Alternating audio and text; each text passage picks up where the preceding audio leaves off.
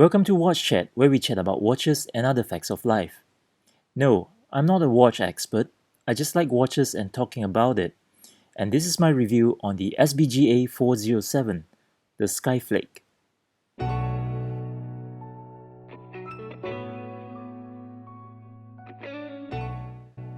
Let's begin by looking at the rudimentary details of the watch before I share my thoughts on it. Let's start with the obvious. The SBGA407 has a gorgeous looking baby blue textural dial with no luminescence on it. The watch can be manually wound and has a hacking seconds function. It has a 40.2mm diameter and is 12.8mm thick. The case is based on the Elegance Collection design, which is a throwback to the original Grand Seiko vintage-inspired 3180. Unlike the Snowflake, which is made out of titanium, this case here is stainless steel. Apart from the dial, which Grand Seiko is well known for making gorgeous looking dial, GS is also well known for its technical skills in case finishing. It uses a mirror finish polishing technique, also known as Zaratsu polishing, which gives it a little bit more bling to the watch. You will see the difference when I compare it with my Rolex Air King. Whilst the Rolex finishing is insurmountable, the GS makes it look like child's play when you put them side by side. As I tilt both the watches, you will see the image on the GS remains intact despite the curve and is crystal clear, whereas the image on the Rolex is distorted and is slightly dense.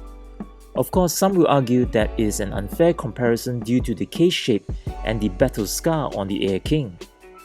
Well, I've done the same comparison with other GS models and my other Rolexes as well. The result is the same. But I'll leave that little experiment to you. The Skyflake has a sapphire crystal with anti-reflection coating. The Skyflake's crystal is dome-shaped instead of a flat crystal like the Rolex here, which enhances the vintage design. Now the indices, hands, and the GS logo in the watch are also done with the same high polish, which adds to the blink on the watch, whilst it reflects light that shines on it. The hour and minute hand and the frame on the date window, which is located at the 3 o'clock mark, and the base for the power reserve needle, which is located close to the 8 o'clock mark, are all chamfered at all corners, whereas the indices are only chamfered on 3 sides. The power reserve needle and the GS logo, on the other hand, are not. It is interesting to note that the indices on the Snowflake are chamfered on all 4 sides. Anyway, the words Grand Seiko on the dial is black, whereas the words Springdrive and the minute tracks are in dark blue. As for the words Japan 9R65 OCPOT2 at the 6 o'clock mark is in grey. The SBGA407 is powered by the 9R65 Springdrive movement, which has a 100-meter water resistance and a 72 hours power reserve, as shown in the 21 track lines at the power reserve indicator. For those who are not familiar with Springdrive, it is neither an automatic nor a quartz watch. It is actually both. I'll probably do another video to explain how it works, but for now, let's just settle with it being a more accurate movement with plus-minus 15 seconds a month and that gliding seconds hand instead of a ticking or vibrating one. The watch does not have a screw-down crown but a push-down crown instead with a GS sign on it. The quick-set date can only be adjusted one way. If one chooses to adjust the date using the minute hand, one will note that the date begins to change when it reaches 11 PM and then with a quick snap when it hits 12 AM. Again, the date can only be adjusted one way. Now the lug width on the watch is 20mm and the lugs have holes for easy change of bracelet and strap. The watch comes with a very soft and comfortable crocodile leather strap that looks black but is actually dark blue, which matches well with the fire blue second hand. I appreciate that the color on the stitches here matches the color on the strap on both sides. The buckle here is a 3-fold clasp with a button release. It also has the vintage GS sign on the buckle, which gives it a good feel to it. You will note that GS has no qualms in telling the world that this watch is a Grand Seiko. Its name can be seen on the buckle, the inner part of the buckle, the strap, the crown, the dial, and the back of the watch. About the back of the watch, yes, I've decided to leave the sticker there until I'm ready to remove it, and I digress. The watch has an open case back which has the Grand Seiko lion emblem on the sapphire crystal. Now let's try it on my 16cm circumference wrist. The strap is very comfortable and it sits well on my wrist. Lug to lug of the watch is 48mm, and due to the relatively shorter downward pointing lugs, the watch looks smaller and doesn't flare out. Watches these days are seen not only as tools but also a fashion accessory. Let's be honest here.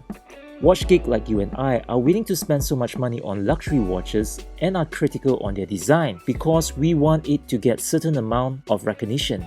That is why we want it to stand out, to showcase it, whether with subtlety or not. The Skyflake does just that, under appropriate lighting conditions, of course. The dial on the watch is unique. Some may even say it is the prettiest. The blue is one of a kind. Most people will first take notice of it because of the color. One look at it, you will know that it is the Skyflake because of that tone of blue. Even to one who is not familiar with watches, it will still cause them to look at it twice. The grain texture on the dial adds on to the curiosity. I've worn this watch on a couple of occasions, and without fail, it has always intrigued people that I'm with. Often, my left hand has been pulled across dinner tables and passed around for better inspection. The watch is very popular, especially among the ladies. However, because it is a dress watch and lacks luminescence, it is not something you can use as a daily drive. The leather strap also deters that if one has a more active lifestyle. Although the dial is gorgeous, it only shines under appropriate lighting conditions. If the room is too dim, the blue won't even get noticed. If it's too bright, or if there's too much yellow lighting, the blue tends to blend into white, which defeats the whole purpose of getting this instead of the snowflake. Now the power reserve on the dial has a darker tone of blue, which is a put off to some people because it disturbs the symmetry of the watch.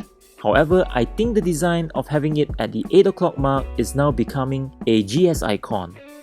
Here is me hoping that if the blue is not enough to get noticed, the power reserve design is something that people will recognize it as a GS from a distance, just like the octagon shape of the Royal Oak or the diver bezel on the Submariner.